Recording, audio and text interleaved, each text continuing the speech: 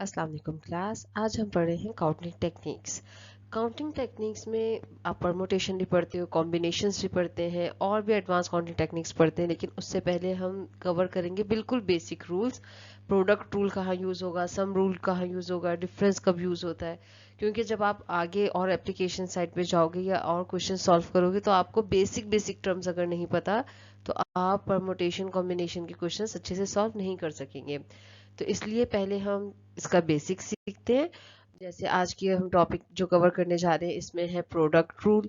Product rule के बाद हम पढ़ेंगे कि इसमें सम रूल कहाँ है, आपने सम कब यूज़ करना है, डिफरेंस कब यूज़ करना है, कब हमें ज़रूरत पड़ती है कि हम अपने जो हमारे पास नंबर ऑफ वेज है उसमें से कुछ नंबर ऑफ वेज माइनस कर दें, डिवीजन की ज़रूरत कब पड़ेगी। अच्छा, ये कंडीशंस बहुत ज़्यादा यूज़ होंगी अगर आप आगे जाके permutation, combination, pigeon, hole principle कुछ भी सॉल्व करे तो हमें उसमें ये पता होना चाहिए एटलीस्ट, एटमोस्ट एंड एग्जैक्टली की कंडीशन कहाँ यूज करते हैं। ठीक है, तो इसमें क्या डिफरेंस है दोनों में, किस तरीके से इन्हें लेके चलना है, किस तरीके से इसका सैंपल सेट बनेगा, ये सब डिस्कस करेंगे आज के इस टॉपिक लेक्चर में।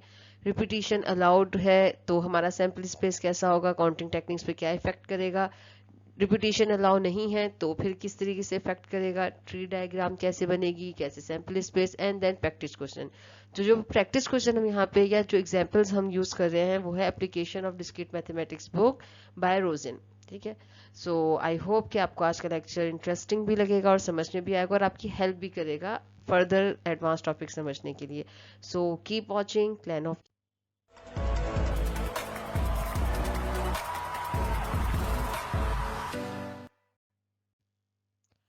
ओके, सो सबसे पहले तो समझते हैं कि एप्लीकेशन कहाँ पे ज़रूरत पड़ती है, किस तरह की काउंटिंग टेक्निक यूज़ करते हैं और किस तरीके से हम इसे डिफरेंट प्रैक्टिकल एग्जांपल्स में यूज़ करते हैं। सो सबसे पहले जो हमारे पास आती है वो है डिजाइनिंग पासवर्ड।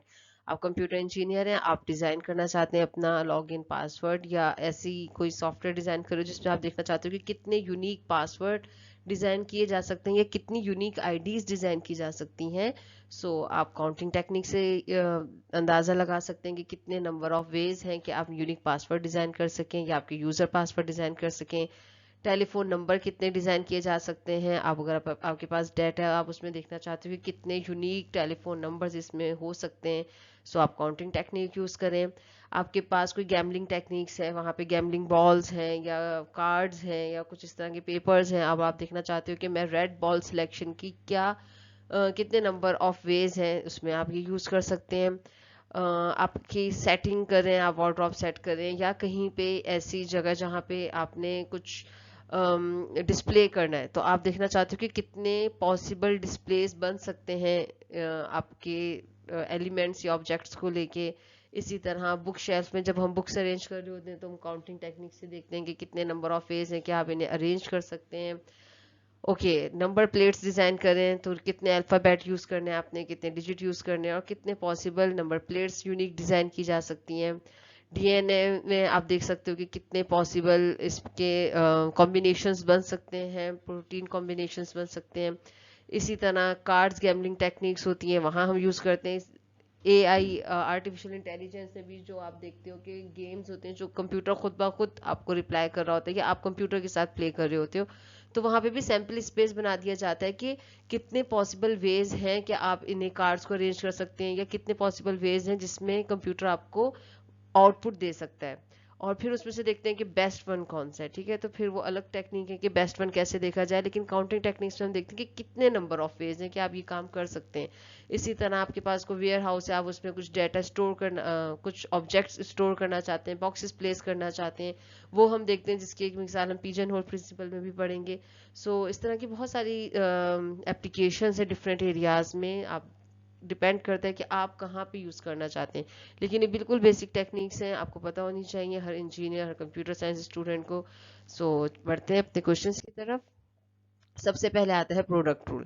प्रोडक्ट रूल में हमारे पास अगर कुछ ऐसे इवेंट्स हैं जहाँ पे हम कहते हैं this is possible and this condition is also possible, तो हम एंड की कंडीशन के बेस पे हम क्या करते हैं, दोनों नंबर ऑफ वेज को मल्टीप्लाई कर देते हैं। फॉर एग्जाम्पल, सबसे पहले हम कहते हैं a new company with 2 employees, okay, rents a floor of building with 12 offices.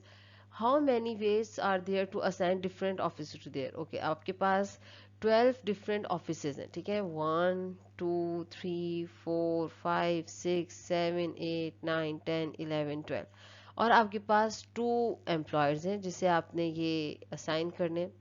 So employer 1 को जब आप असाइन करोगे, आपके पास कितने नंबर ऑफ वेज हैं? 12 में से आप कोई भी रूम एलोकेट कर सकते हैं अपने फर्स्ट एम्प्लॉय को, ठीक है। एंड, अब एंड की कंडीशन आ गई, मींस हम प्रोडक्ट यूज करेंगे। और एम्प्लॉयर 2 के लिए अब कितने नंबर ऑफ फेज हैं? अगर एक इनमें से कोई भी एक एलोकेट हो गया है किसी एक पर्सन को, तो अब रिमेनिंग रह गए हैं 11। अब आप बाकी 11 रूम में से कोई भी इस सेकंड पर्सन को असाइन कर सकते हैं। सो 12 multiply by 11, this number of ways you can allow these two people to have any room from these 12 rooms, ठीक है। तो इस तरीके से हम प्रोडक्ट रूल यूज करते हैं अगर आपके पास एंड की कंडीशन यूज हो रही हो। Next is the chair of an auditorium are labelled with upper case English letter followed by positive integer not exceeding 100, ठीक है। इन्होंने बता दिया कि आपने जो लेबल करना है उसमें कुछ इंग्लिश अल्फाबेट यूज कर सकते हैं आप, या आप 100 तक की काउंटिंग में कोई भी नंबर यूज करते हैं। What is the largest number of chair that can be label differently? अब डिफरेंट नंबर्स कैसे असाइन कर सकते हैं? अच्छा, किस तरीके के नंबर्स की ये लोग बात कर रहे हैं? फॉर एग्जांपल आपके पास जैसे एक चेयर है, आपके पास यहाँ ऑडिटोरियम में मल्टीपल चेयर्स हैं, ठीक है, और आप इन्हें अब डिफरेंट नंबर असाइन करना चाहते हैं, तो आप नंबर अल्फाबेट और नंबर्स को यूज करते हुए कैसे असाइन करेंगे? फॉर एग्जांपल A1 या B16 या C100 और D12। तो इस तरह से अल्फाबेट और नंबर को यूज करते हुए हम कितनी डिफरेंट चेयर्स को लेबल कर सकते हैं। तो अब कैसे पता चलेगा? तो हम करेंगे ओके, हमारे पास 26 डिफरेंट अल्फाबेट्स हैं, ओके, और हमारे पास 100 डिफरेंट नंबर्स हैं।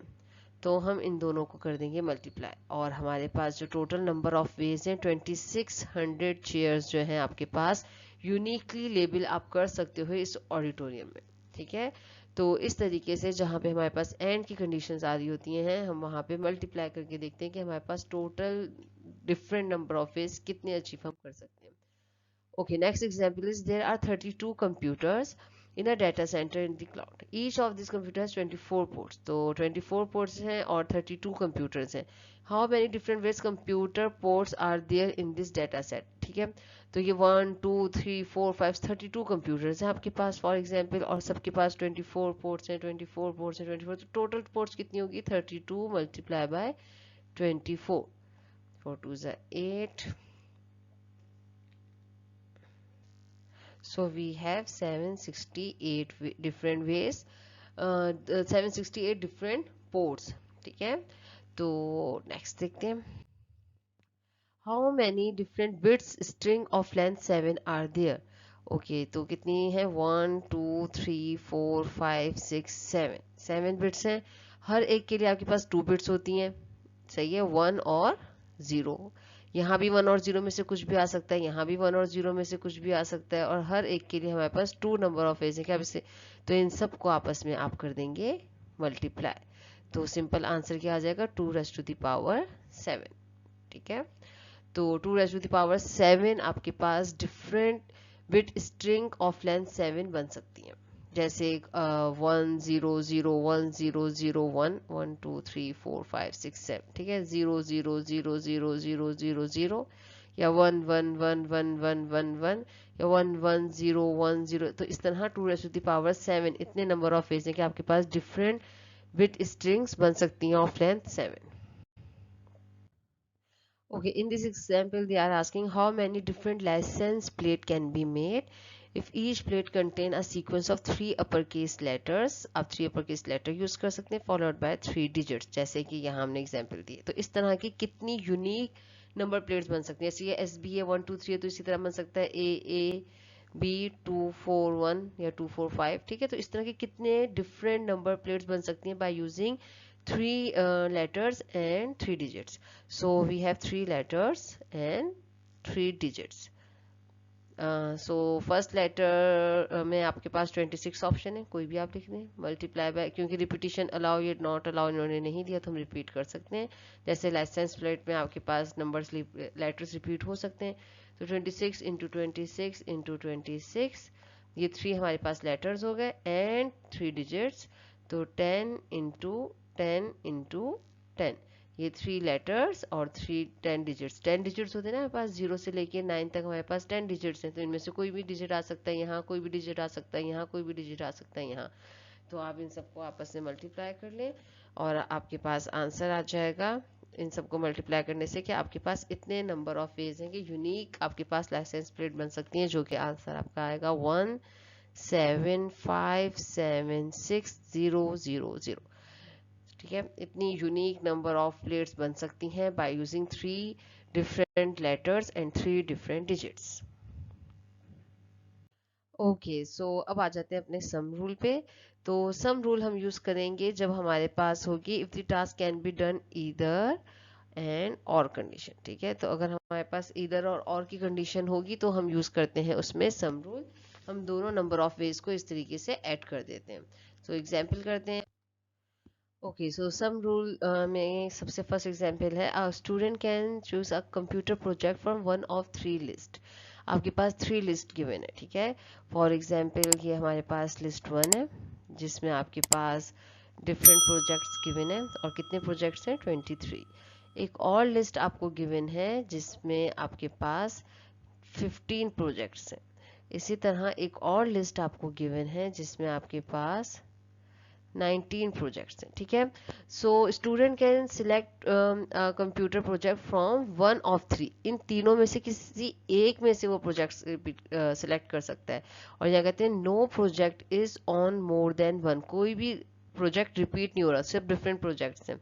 So student can select a project from there, from this 23, और तो और के लिए प्लस सिंबल, और फ्रॉम दिस 15 प्रोजेक्ट्स, और ही और she can select from this 19 projects. तो अब आप इन सबको ऐड कर लें तो देखो अब यहाँ मल्टीप्लाई नहीं है। और अगर आप इस एंड से परेशान है कि भाई यहाँ एंड यूज हो रहा है और हम मल्टीप्लाई नहीं करें, तो इन्होंने बताया कि list contains 23, 15 and 19 possible projects. सही है, लेकिन हमें सिलेक्ट क्या करना है, select from one of this list. सही, उन्होंने कहा कि आपने एक ही सिलेक्ट करना है। अगर तो ये कहते हैं ना कि तीनों में से एक एक सिलेक्ट करना है, तो हम मल्टीप्लाई करते हैं 23 मल्टीप्लाई बाय 15 मल्टीप्लाई बाय 19, अगर तीनों में से एक एक प्रोजेक्ट सेलेक्ट करना होता। लेकिन ऐसा नहीं, वो कहते हैं तीनों लिस्ट में से कोई एक प्रोजेक्ट सेलेक्ट करना है, तो उसके पास कितने नंबर ऑफ वेज हैं कि वो प्रोजेक्ट, तो कितने, यहाँ से 23 प्रोजेक्ट्स मिलेंगे, यहाँ से इसको 15 प्रोजेक्ट्स मिलेंगे, थर्ड लिस्ट से उसको 19 प्रोजेक्ट्स मिलेंगे, तो उसके पास जो टोटल नंबर ऑफ प्रोजेक्ट्स आएंगे वो इन तीनों को सम करके आएंगे। So he or she has 57 different projects from where he or she can select one project. ठीक है, तो इस तरीके से आपने लॉजिक बिल्ड करनी है कि जो क्वेश्चन आप सॉल्व कर रहे हो वहां पे हमें प्रोडक्ट रूल यूज करना है या उधर हमें सम रूल यूज करना है।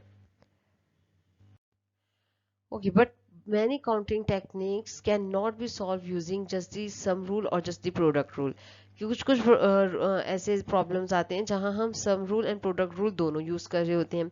कुछ ऐसे प्रॉब्लम्स आते हैं जहां पे ये रूल्स नहीं लगते हैं, हमें कुछ परमोटेशंस यूज करनी होती है, कुछ कॉम्बिनेशन, और कभी कभार हम पिजन होल प्रिंसिपल यूज करते हैं, कभी कभार हम ट्री डायग्राम की तरफ जाते हैं।